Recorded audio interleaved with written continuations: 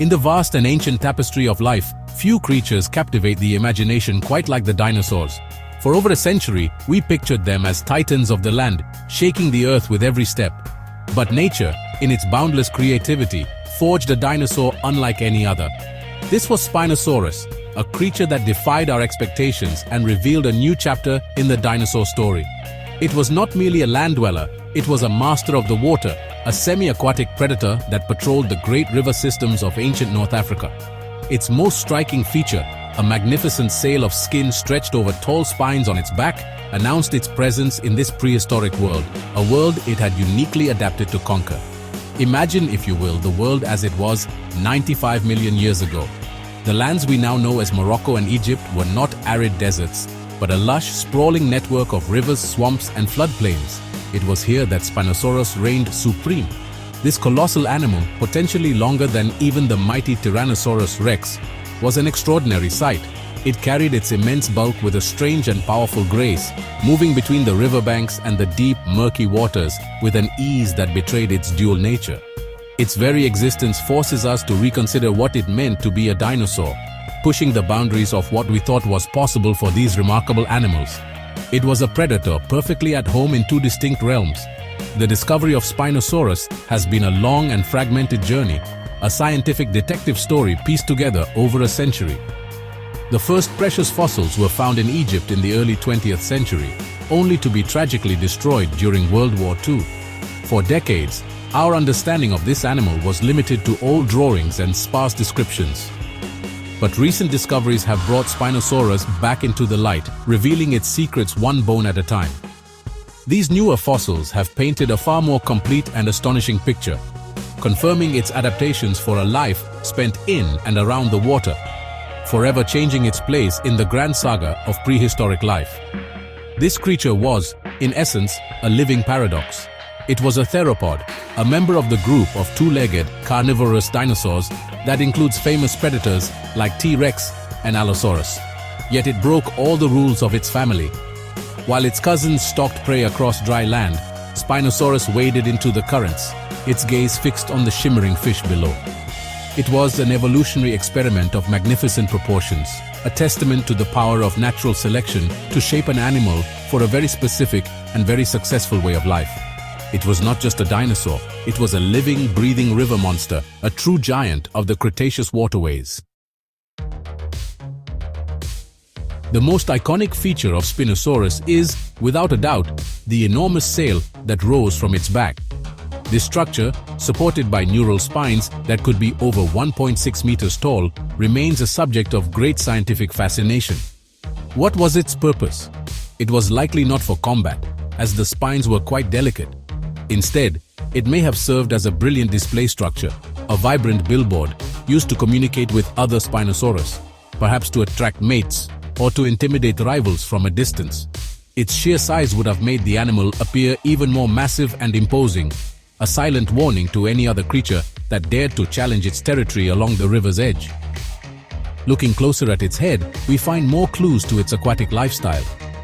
Spinosaurus possessed a long, narrow snout, remarkably similar to that of a modern crocodile.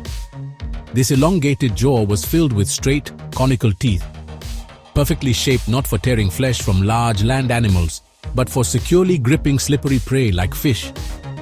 At the very tip of its snout were sensitive nerve pits, another feature shared with crocodilians.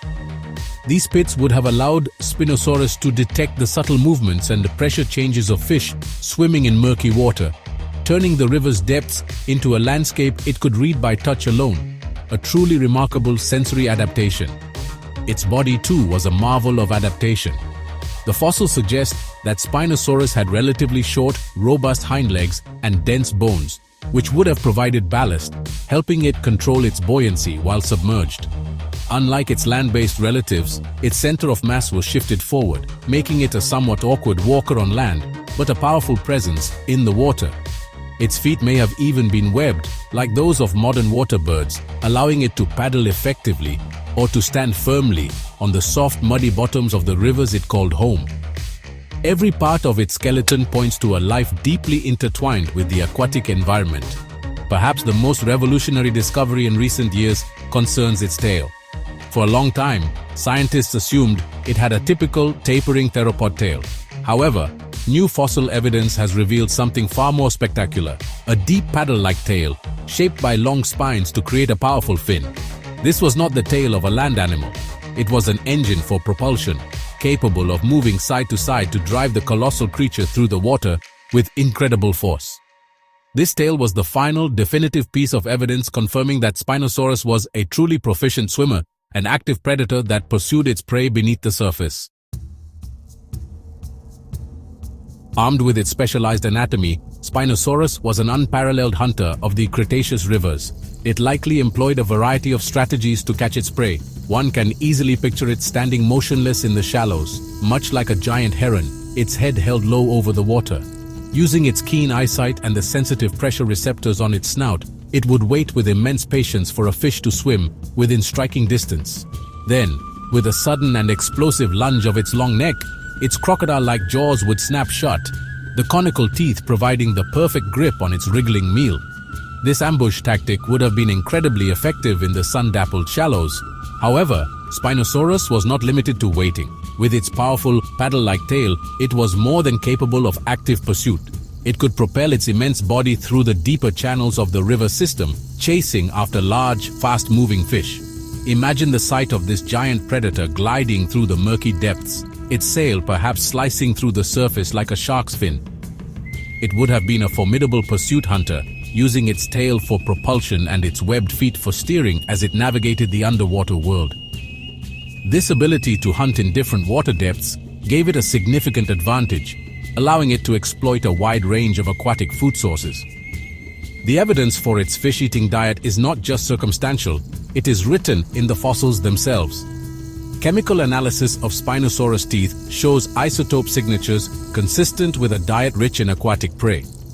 Furthermore, fossilized fish scales have been found in the same rock layers, and in one remarkable instance, a Spinosaurus vertebra was discovered with a spine from a large prehistoric fish called Onchopristis embedded within it. This is the prehistoric equivalent of a smoking gun, direct proof of a predator-prey interaction between these two river dwellers, capturing a moment of ancient struggle for eternity. Life in the river was a constant hunt. Spinosaurus would have spent much of its day patrolling its territory, moving between land and water as opportunities arose. It would wade through the reed beds, its head scanning the surface, or swim out into the open water where the giant coelacanths and sawfish schooled.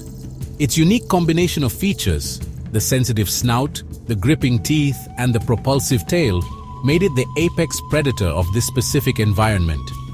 It was a creature perfectly designed for its role, a true master angler that dominated the aquatic food chain of its time, a testament to the incredible diversity of predatory strategies in the age of dinosaurs. To truly understand Spinosaurus, we must transport ourselves back to its home, the North Africa of the mid-Cretaceous period, around 95 million years ago. This was not the vast sandy expanse of the Sahara Desert we see today. Instead, it was a magnificent river delta, a lush, humid, and sprawling wetland teeming with life. Enormous rivers, wider than any that exist today, flowed from the continental interior towards the ancient Tethys Sea. These waterways were flanked by dense mangrove forests, swampy floodplains, and verdant vegetation, creating a vibrant and dynamic ecosystem that supported an incredible array of giant creatures. This world was a land of giants, and Spinosaurus was not alone. It shared its river home with other colossal predators, creating a truly dangerous environment. In the water swam giant fish, including the 4-meter-long Coelacanth Mawsonia and the fearsome sawfish Onchopristis, with its 8-meter-long tooth-studded rostrum. On land, other massive carnivores roamed, such as the shark-toothed Carcharodontosaurus, a predator that rivaled T-Rex in size. The presence of so many huge predators in one place suggests that they likely specialized their diets to avoid direct competition, with Spinosaurus focusing on the abundant aquatic life while others hunted on land. The diet of Spinosaurus was primarily fish, but as a colossal opportunist, it would not have passed up other meals. Its powerful jaws and size meant it was capable of taking down more than just aquatic prey. Evidence suggests it may have also eaten pterosaurs, the flying reptiles of the era, and even smaller dinosaurs that strayed too close to the water's edge. This flexibility would have been crucial for survival in such a competitive ecosystem. It was the undisputed king of the riverbank, a predator that could pluck a fish from the water one moment and snatch an unsuspecting animal from the shore the next, securing its dominance through sheer power and versatility. This entire ecosystem, this lost world of river giants, vanished as the climate changed and the seas shifted. The great rivers dried up, the lush wetlands gave way to arid landscapes, and the incredible creatures that lived there, including Spinosaurus, faded into extinction. All that remains are the fossils they left behind, buried for millions of years beneath the sand. These fossil treasures allow us to piece together the story of Spinosaurus and its world, revealing a glimpse of a time when a dinosaur ruled the rivers, a magnificent and unique predator that stands as one of evolution's most awe-inspiring creations.